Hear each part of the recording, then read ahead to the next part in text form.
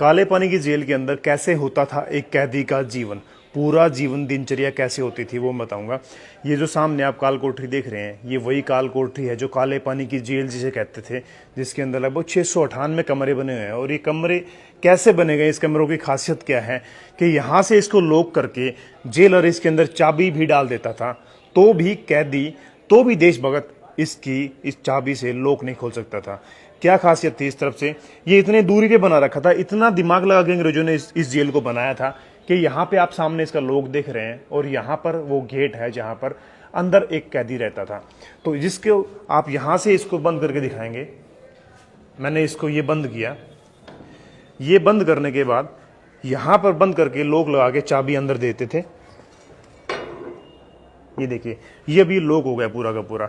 और यहीं पर चाबी अंदर डालने के बाद भी यहाँ से अगर कोई बंदा हाथ करेगा तो यहाँ तक उसका हाथ पहुँचना असंभव है।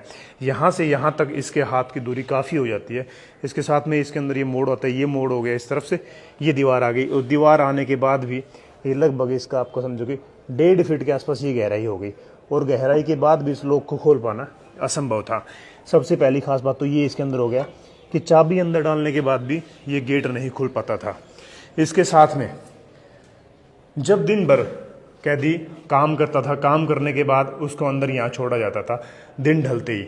यहाँ कोई रोशनी की व्यवस्था नहीं थी, ना ही कोई मच्छर कोयल वगैरह कुछ थी ताकि मच्छर से बचाव किया जा सके, ऐसा कुछ भी नहीं था। अंदर मच्छर खाएं, बीमारी, गड़न सड़न कुछ भी होता था तो यहाँ पे कैदी जब अंदर होता था तो उसको शाम को लैट्रिन टॉयलेट जाने के लिए कोई व्यवस्था नहीं कर रखी थी, अंदर ही जाना पड़ता था। इसके साथ में अगर खाने पीने की व्यवस्था की जाए तो यहाँ से अगर बीच में कई कैदियों को तो अंदर ही बंद रखते थे, उनको बाहर जाने की कोई सिस्टम नहीं बना रखा था, तो उनको इस रास्ते से उनका पूरा खाना पीने का जो भी देते थे वो यहीं से देते थे। और खाने पीने की ऐसी व्यवस्था कर रखी थी, मैं कैदियों की संख्या बताना चाहूँगा। ये देशभक्त जो हमारे इंडिया से यहाँ लाए गए थे वो 1800 समझो कि 1800 लगभग 60 के बाद और 1940 तक 39-40 तक लगभग 80 साल के दौरान लगभग 80,000 भारतीयों को यहाँ लाया गया था। और उसके अंदर से लगभग सभी के सभी टोटल यहाँ मारे गए थे।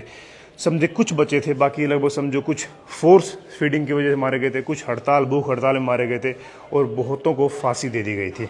तो अंदर का इसका मैं दिखाऊंगा, ये इसका साइज है अंदर का।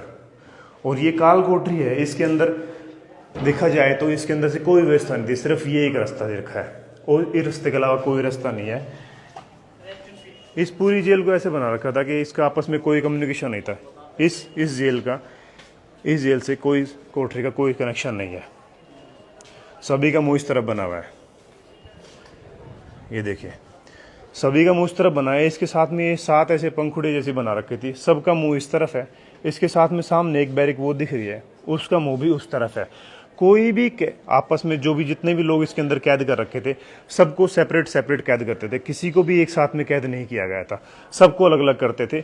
इसके साथ में किसी का कोई कम्युनिकेशन नहीं होता था और ये भी नहीं बताता होता था कि इसके अंदर कौन सा बंदा इसके अंदर कैद कर रखा है, डाल रखा है, इसके अंदर कौन सा डाल रखा था। किसी का आपस में कोई भी कम्युनिकेशन नहीं था। इसके साथ में इनको जब यहाँ से फांसी देते थे तो फांसी देने के बाद या फिर भूख हड़ताल के दौरान जो मरे थे उन सब मरे हुए लोगों को उनकी जो शरीर होता था, उनका जो पार्थिव शरीर होता था, उनके साथ में क्या करते थे, ना तो उनको दफनाते थे ना उनका दाह संस्कार करते थे। उनके साथ में उनके शरीर के जो वो आपने कभी सुना होगा कि भी पत्थर बांध के पानी में डाल देना, तो पत्थर बांध के उनके शरीर को, उनके पार्थिव शरीर को समुद्र में फेंक देते थे।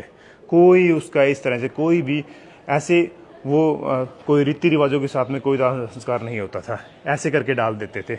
और ये कैद इतना ख़राब खाना यहाँ मिलता था कि लोगों ने यहाँ पे जो देशभक्त जो यहाँ लाए गए थे उनको यहाँ पर ऐसा ख़राब खाना मिलता था, जिन्होंने भूख हड़ताल किया ताकि खाना अच्छा मिला जाए, लेकिन कोई भी व्यवस्था नहीं की गई। बहुत से हमारे देशभक्तों को फोर्स फीडिंग करवा गया, जिसकी वजह से भी यहाँ मारे गए थे। इतना ज़्यादा काम करवाया जाता था कि बंदा काम करने के लायक बचता ही नहीं था। अगर काम दिया हुआ टारगेट पूरा ना किया जाए तो उसको वापस से भूख हड़ताल पे उसको रखा जाता था, उसको खाना देते भी नहीं थे और खाना इतना बेकार था कि बंदा वैसे ही मर जाए। ये देखो भाई, सही में मैंने इसको गूगल में पढ़ा है इसके बारे में, इस शैल के बारे में। ये इसके यहाँ इतने सारे लोग मारे गए थे, इतने सारे लोग शहीद हुए थे असल में, जिनका 80,000 लोग आप किसे कहते हैं, 80,000 लोगों की संख्या बहुत ज़्यादा होती है जो यहाँ पर लाए गए थे। आप थोड़ी सी कल्पना करो अपने खुद के ऊपर सोच के, अगर आपको अपने घर से काले पानी की जेल हो जाए, सोचो आप उस समय, आप 1860 में चले जाओ, उस समय अगर आपको काले पानी की जेल हो जाए तो बंदा क्या कल्पना करेगा। यहाँ मरना मंजूर था, इतना ज़्यादा प्रताड़ित किया जाता था। ये जो देख रहे हैं जेल, इसके ऊपर से निकलने की कोई व्यवस्था नहीं थी, ऐसे कोई भी नहीं निकल जाता था। इसके साथ में उनको बेड़ियों में रखा जाता था, ऐसे पूरे के पूरे पैरों में साकल लगा के, हाथों में साकल लगा के ऐसे रखते थे उनको।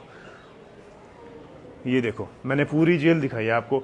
मैं इनकी कितनी वीडियो बनाऊं, मेरा तो मन हर ऐसा लगता है, हर टॉपिक में बोलूं मैं, मतलब इतनी ज़्यादा बलिदान, इतनी ज़्यादा उन लोगों, मतलब श्रद्धांजलि, इतना ज़्यादा असल में देशभक्त। भाई मेरी आंखों से ना आंसू आने को हो रहे हैं और मेरे को इतना गुस्सा भी आ रहा है। मैं इतना, मतलब समझो कि मैं इतना कट्टर क्यों फील कर रहा हूँ अंग्रेजों के प्रति, इतनी निर्दयता क्यों होती थी मेरे दिमाग में, तो ये बात निकल रही है। मेरे को सही में बहुत ज़्यादा एक ऐसा फीलिंग आ रहा है कि भाई इतना ज़्यादा क्यों टॉर्चर करते थे, क्यों इंडियन के साथ ऐसा मिसबिहेव, एक बर्ताव किया गया था। मेरे को सही में बहुत ज़्यादा एक ऐसी अजीब सी फीलिंग आ रही है, पता नहीं क्यों इसके पीछे ये है। और ये एक तीर्थ स्थल है, फ्रीडम फाइटर का एक तीर्थ स्थान है भाई। यहाँ पर फ्रीडम फाइटर थे और एक अलग ही एनर्जी की फीलिंग होती है।